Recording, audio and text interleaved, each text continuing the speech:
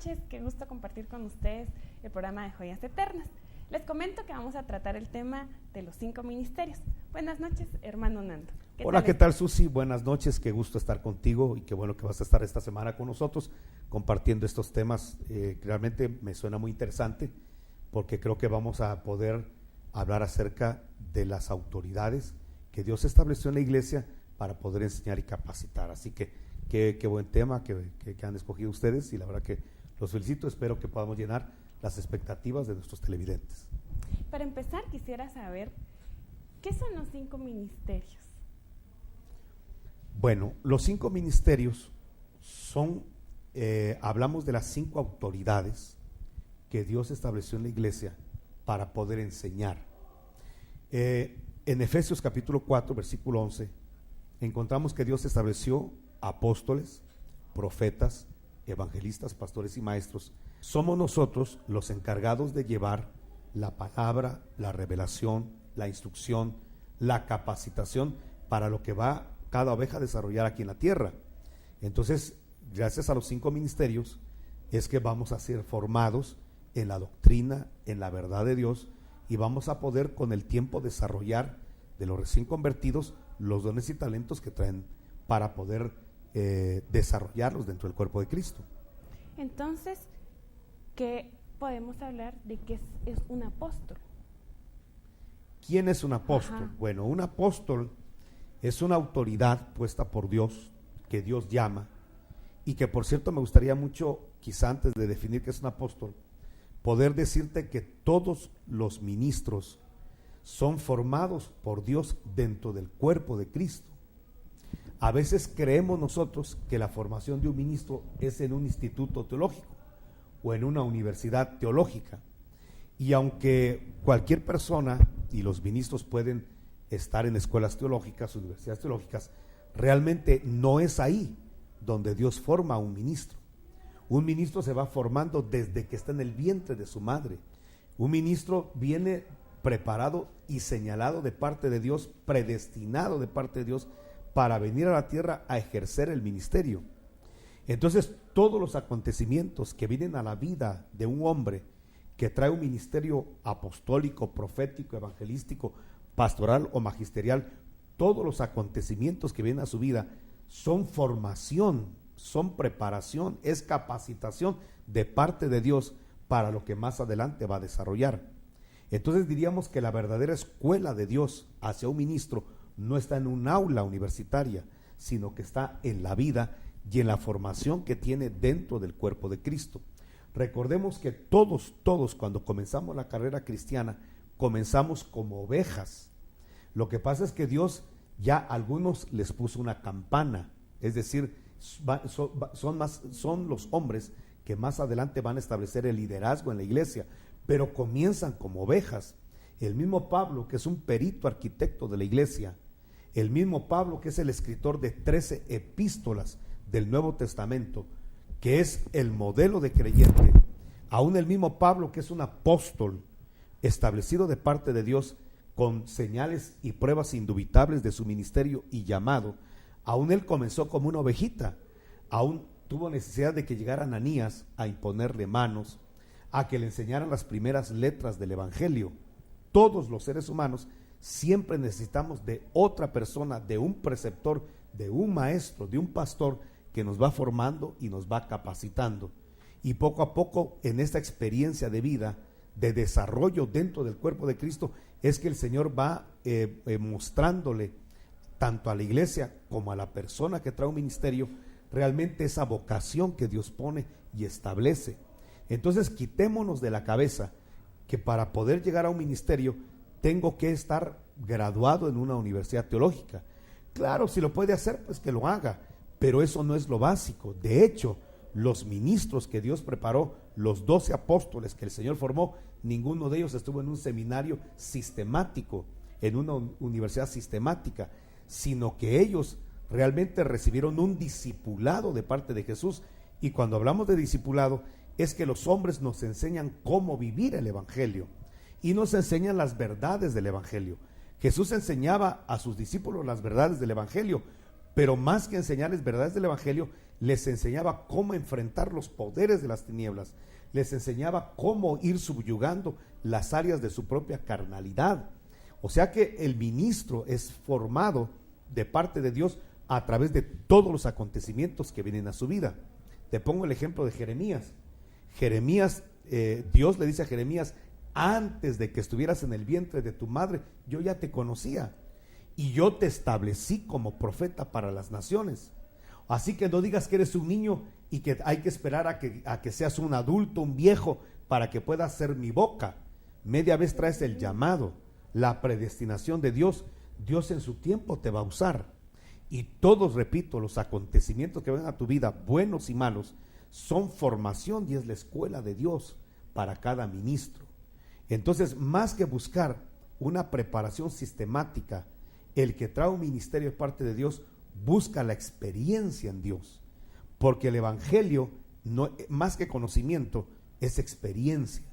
Y los que un día vamos a ejercer un ministerio o ya ejercemos un ministerio, realmente atrás de nosotros hay un historial de vida donde ya aprendimos a llorar, ya fuimos quebrantados, ya superamos muchos obstáculos en la vida, ya pasamos por dificultades, por rechazo, por una escuela de dolor, porque regularmente la escuela de un ministro es una escuela de dolor, es una formación de quebrantamiento, de escasez, de rechazo, de necesidades, donde vamos siendo pulidos en esos golpes de la vida. Y esto tiene una razón. Más adelante vamos a llegar a ser los ministros, que vamos a establecer la madurez en la iglesia y que le vamos a enseñar a las ovejas que a nosotros no nos derriba nada. Lo que dijo el apóstol Pablo: ni hambre, ni escasez, ni peligro, ni espada, ni cuchillo, ni persecución nos doblega. Pero ya tenemos una escuela de quebrantamiento y de formación atrás.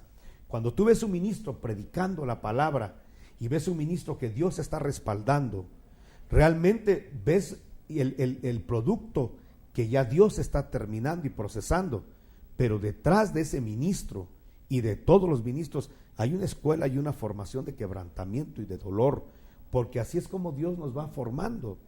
Por eso todo creyente que está pasando por dificultades y que está pasando por adversidades debe entender que es parte de la escuela de la vida. De hecho, la misma escritura habla de Jesús, que dice que por lo que padeció aprendió obediencia. O sea que si Jesús tuvo que ser formado en el quebrantamiento, y es el modelo de apóstol, el modelo de rey, el modelo de príncipe y de señor, de autoridad y de liderazgo, si el mismo Señor Jesucristo fue por el Padre preparado y formado en una escuela de quebrantamiento, ¿cuánto más nosotros vamos a ser preparados y formados en esa escuela de quebrantamiento? Entonces hay gente que viene al evangelio y de repente empieza a sufrir, a padecer. Lo que yo le puedo decir al creyente que está pasando por ese tipo de situaciones es de que se sonría y que ría y que viva esos problemas y esas adversidades con gozo, por la simple razón que es parte de la escuela, es parte de la bendición que hoy está sembrando con lágrimas, pero que más adelante se va a convertir en un gozo extremo, porque lo que hoy pasamos aparentemente adverso es solamente una plataforma, un entrenamiento para lo que viene.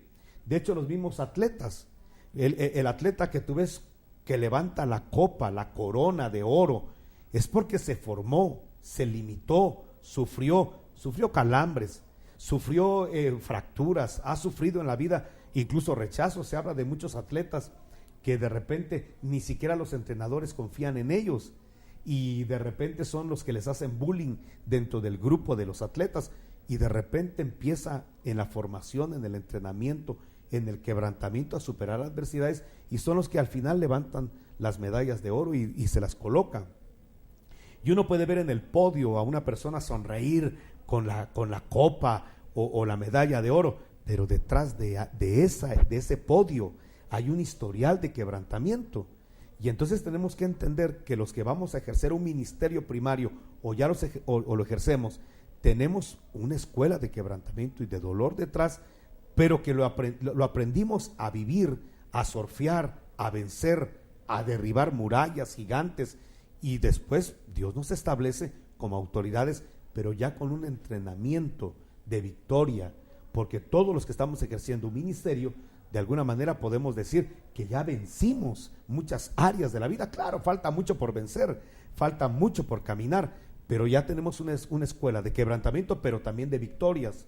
Una escuela donde podemos decirle a la gente, se puede caminar, se puede vivir, se puede resolver, se puede restaurar, se puede liberar, se puede romper y establecer algo nuevo, por la sencilla razón de que tenemos esa escuela y esa formación. Qué interesante todo lo que nos está contando, pastor, de lo que nosotros podemos ser más adelante.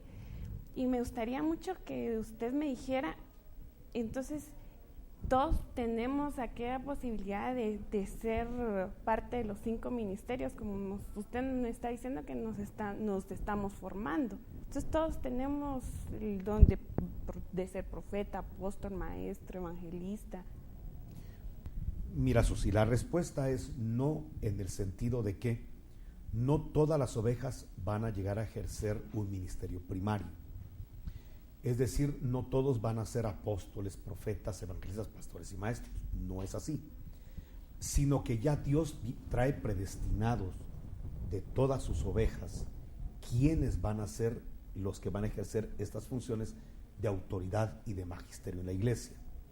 Lo que sí es cierto es de que los 5 ministerios le van a enseñar a la iglesia cómo hacer la obra del ministerio. Eso dice Efesios 4:12. Voy a explicar esto que quizá no mucho se entiende y voy a tratar de explicártelo de esta manera. Poniendo el ejemplo de los pastores, mucha gente cree que el pastor es el que tiene que hacer visitas, el pastor es el que tiene que ministrar almas y toda la situación. Y aunque sí es parte de la función del pastor, el pastor más que visitar ovejas tiene que enseñarle a todo su grupo cómo visitar, para que los hermanos de la iglesia, las ovejas de la iglesia, hagan esa obra, esa función. Y el pastor los va a capacitar para que en la iglesia, los santos, hagan la obra de pastor. Y el pastor se vuelve entonces en un capacitador. Vamos a poner el ejemplo del evangelista. El evangelista, mucha gente cree que es el que sale a predicar el evangelio, y es así, en parte es así. Pero el evangelista tiene que enseñarle a la iglesia, número 1, amar las almas perdidas. Número 2, capacitar a las ovejas para que las ovejas hagan la obra del evangelista, para que toda la iglesia esté evangelizando, para que toda la iglesia esté predicando a Cristo como Señor y Salvador, para que toda la iglesia esté haciendo intercesión, para que toda la iglesia esté viendo la forma de que la gente que ignora el poder, la gracia, la misericordia, el perdón de Dios, pueda conocerlo. Pero entonces el evangelista se vuelve en un capacitador de las ovejas para que sean las ovejas las que evangelicen. En el caso, por ejemplo, del ministerio profético, la gente cree que el profeta es el que echa fuera demonios, el profeta, y sí, es parte de su función, pero el profeta tiene que enseñarle a la iglesia cómo echar fuera demonios. El profeta tiene que enseñarle a la iglesia cómo funcionan los dones de ciencia, de sabiduría, de discernimiento de espíritus. O sea que Dios no levanta hombres para que sean los hombres que en exclusiva hagan las obras y hagan las funciones, sino que Dios levantó hombres para que, haciendo las cosas y poniéndose como modelo de las cosas que Dios manda hacer a cada uno, apóstol, profeta, evangelista, pastor y maestro, entonces sean las ovejas las que ejerzan esa función, sean las ovejitas las que aprendan a hacer la obra de evangelismo, la obra misionera. Las ovejas van a hacer la obra de visitación, la obra de liberación. Pasa mucho en muchas congregaciones donde no se tiene bien claro este concepto, que de repente están en alguna reunión y se manifiesta un demonio, porque pues hay que decirlo con claridad, hay demonios que se manifiestan de repente. Entonces, ¿qué es lo que hace la gente regularmente? Llamen al pastor, y el pastor de repente está como a unos 5 kilómetros, 10, 20 kilómetros del lugar, y lo llaman: pastor, necesitamos que venga con urgencia, Mayday, Mayday, venga, por favor. Y el pastor: ¿por qué esa urgencia? Es que se está manifestando un espíritu inmundo, hay un demonio que hay que echar fuera. Entonces la pregunta es: ¿y por qué quieren que vaya yo? ¿Por qué no echan ustedes fuera al demonio? Porque es que se entiende que el pastor es el exclusivo para echar fuera demonios, y eso no es así. El pastor debió de haber ya enseñadole a ese grupo de hermanos cómo echar fuera demonios, cómo reprenderlos en el nombre de Jesucristo y ministrarles la fe y la confianza de que no importa de qué tamaño sea el demonio, qué tan fiero sea, no hay un poder más grande que el poder del nombre de Jesucristo, y es el poder que tenemos y que nosotros en el nombre de Jesús podemos echar fuera demonios, pero eso hay que enseñárselo a la iglesia. Entonces el pastor se encarga, el maestro, el profeta, se encarga de enseñarle a todos los discípulos, a todas las ovejas, cómo se hacen las cosas para que ellos lo hagan, y no para que la iglesia se vuelva dependiente de un hombre, dependiente de hombres, sino que la iglesia tiene que hacerse dependiente del nombre de Jesucristo. Tiene la iglesia que hacerse dependiente de la gracia de Jesucristo y no de un hombre. Entonces, cuando hay un pastor que entiende su función y ovejas que entienden cuál es la función del pastor, que es entrenarlos, que es capacitarlos, entonces cuando se manifiesta un demonio en una reunión, no hay problema, no hay necesidad de llamar al pastor, porque el pastor ya nos enseñó a hacer la obra del ministerio. Y entonces las ovejas, en el nombre de Jesús, echan fuera el demonio y la persona queda liberada, porque ya se le enseñó, ya se le capacitó a la oveja a hacer la obra del ministerio. Te pongo ejemplos. De repente hay ovejitas que tú les dices, ¿por qué no le hablas a tu jefe? Y pensemos que el jefe es un abogado, una persona prominente. Entonces, ¿sabes qué? Enséñale háblale a tu jefe de Cristo, porque él tiene necesidad de Jesucristo, desconoce la gracia de Dios. Pero viene la ovejita y se puede sentir acomplejada porque es empleado, porque no tiene el mismo rango de licenciatura, de doctorado que su patrón. Entonces mejor prefiere bajarse y mejor prefiere que sea el pastor el que llegue a evangelizarlo, porque como que el pastor le tiene el mismo rango, el mismo nivel. Cuando tenemos esas ideas tan erradas, tan erróneas, te repito, nos volvemos dependientes de hombres. Dios nunca levantó los 5 ministerios en la iglesia para que la iglesia se vuelva dependiente de hombres, sino para que los hombres le enseñemos a las ovejitas cómo depender de Dios, cómo depender del Espíritu Santo, cómo depender del poder de Dios.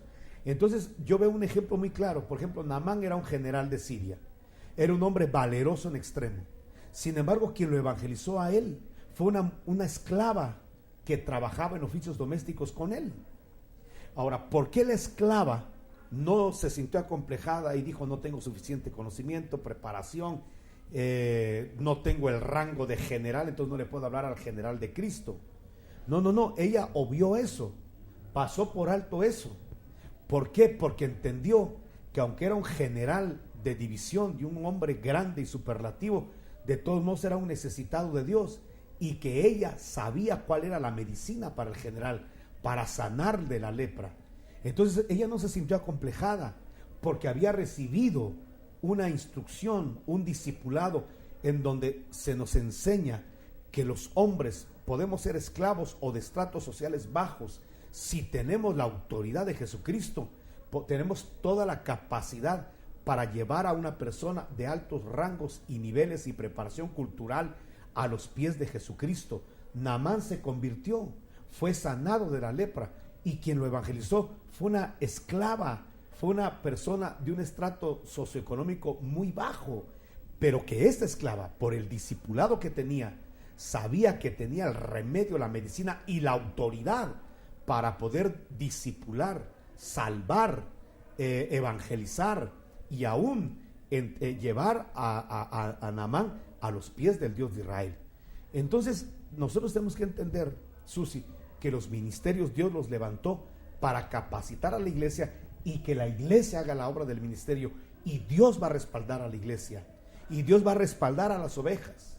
No importa su nivel cultural, no importa su nivel social, su nivel económico, Dios los va a respaldar, porque el evangelio no se establece en si tienes dinero o no tienes, si tienes un título universitario o no lo tienes. Lo ideal es que todos los cristianos tuvieran su título universitario, su maestría, pero eso es por formación, por preparación, por autoeducación, por salir adelante en la vida, pero no porque eso sea necesario para poder evangelizar, para poder llevar a una persona a Cristo. Porque tenemos casos como Pedro, un pescador y del vulgo, si tú quieres, Juan, otro pescador del vulgo, que supo llevar a gente ilustre a los pies de Jesucristo, porque uno no habla de ciencia, uno habla de algo más grande que la ciencia. Uno no lleva un mensaje que tenga que estar basado en palabras floridas, circunspectas y altisladas. No, nosotros llevamos un mensaje que puede ser presentado tan sencillo, pero que tiene un poder para salvar. Presentamos un mensaje sencillo, pero que tiene poder para liberar. Presentamos un mensaje tan sencillo que no necesita ser adornado, ni necesita ser floreado, porque el mensaje en sí mismo es grande y es poderoso para sanar, para resucitar, para destruir obras del diablo. Nuestro mensaje es tan grande y tan poderoso que no necesitamos nosotros de formación incluso académica para poder dar mensajes trascendentales. Se habla de pastores, de ministros que no tuvieron una preparación y una formación académica grande, pero tenían la autoridad, el entrenamiento de Dios y lograron hacer proezas. O sea, el evangelio nuestro es un evangelio tan sencillo, pero tan poderoso, tan efectivo y eficaz, que es capaz de restaurar, es capaz de bendecir, es capaz de salvar a una persona del infierno. Ese es el evangelio, la buena noticia. Y entonces entendamos que Dios levanta, por tu pregunta, personas que Él predestina para que ejerzan los 5 ministerios. Pero entendamos que los 5 ministerios están puestos en la iglesia para que los ministros le enseñemos a las ovejitas cómo hacer la obra del ministerio, cómo sanar enfermos, cómo echar fuera demonios, cómo restaurar. Y las ovejas lo aprenden en el discipulado, y cuando lo ponen en práctica se dan cuenta que tienen el mismo poder y autoridad que el ministro, que tienen la misma unción que el mismo profeta, y que Dios lo respalda de la misma forma como al apóstol. ¿Por qué? Porque Dios para eso nos dejó a nosotros los ministros, para que le enseñemos a la iglesia que la iglesia tiene poder y la iglesia tiene autoridad, basado esa autoridad y poder en el Espíritu Santo y en el nombre de nuestro Señor Jesucristo. De verdad que aprendí hoy muchas cosas, y entre esas he aprendido que a nosotros nos enseñan, y nosotros como tal tenemos que ir a dar lo que nos enseñan, como por ejemplo el evangelismo, que eso a veces uno no sabe y cómo le digo y cómo hago y qué tengo que hacer. Mejor llamo rápido a alguien más capacitado que yo, pues, y no es así, ¿verdad? Y también que nosotros también tenemos que leer, también educarnos con la palabra, y ahí creo que también el Señor nos va a hablar también, ¿verdad? Porque entonces entendemos que hay una responsabilidad en la oveja. Ajá. Que muchas veces esa responsabilidad de la oveja se la pasa al pastor. Él es el que visita, él es el que echa fuera demonios, él es el que enseña, y te das cuenta con esta enseñanza que tú también tienes que enseñar, tú también tienes que echar fuera demonios, tú también tienes que poner manos sobre enfermos y sanar, tú también puedes restaurar familias, tú también puedes hacer cosas impresionantes. ¿Por qué? Porque para eso vas a la iglesia, para capacitarte, no solo para recibir, sino que entonces el concepto sería: voy a la iglesia a recibir para salir a dar. Entonces llego a la iglesia a capacitarme. ¿Para qué? Para después salir a dar. Cuando entendemos eso, Susi, entendemos la razón por la cual el Señor dejó ministerios en la iglesia y por qué Dios te llamó para ser parte de un ministerio de una iglesia. Muchas gracias, hermano Nando, por ampliarnos más este tema, ¿verdad? Que también a veces uno lo desconoce, no entiende quiénes son los 5 ministerios o a qué nos referimos con eso, ¿verdad? Y cuál también es nuestra misión como cuerpo de Cristo, ¿verdad? Porque ahorita ya vimos la diferencia entre cuerpo de Cristo y los 5 ministerios primarios, ¿verdad? Muchísimas gracias entonces por dejarnos y permitirnos entrar a sus hogares. Los esperamos el día de mañana también a la misma hora.